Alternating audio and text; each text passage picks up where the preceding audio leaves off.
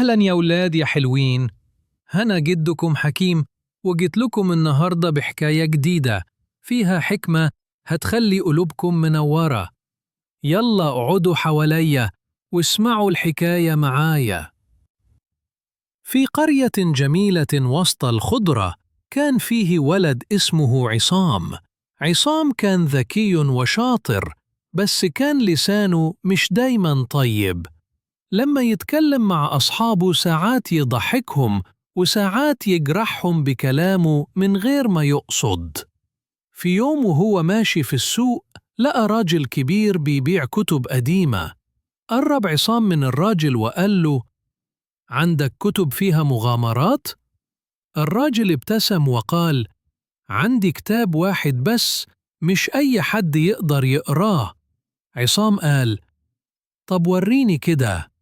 الراجل اداله كتاب عنوانه كنز الكلمة الطيبة، ولما عصام فتحه لقى أول صفحة مكتوب فيها: الكلمة اللي بتقولها زي السهم، تقدر تداوي أو توجع.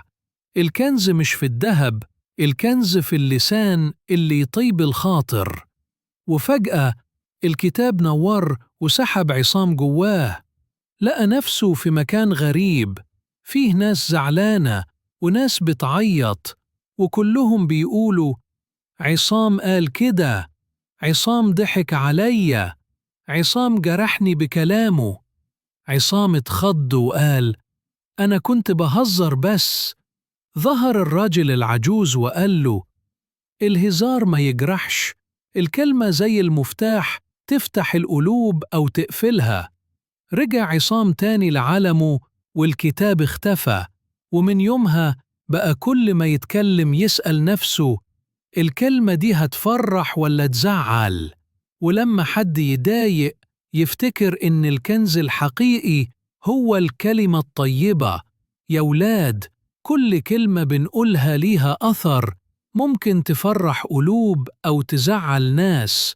اختاروا دايما الكلمة الطيبة، لأنها بتعيش جوه الناس أكتر من أي كنز. وخلصت حكايتنا يا ولاد.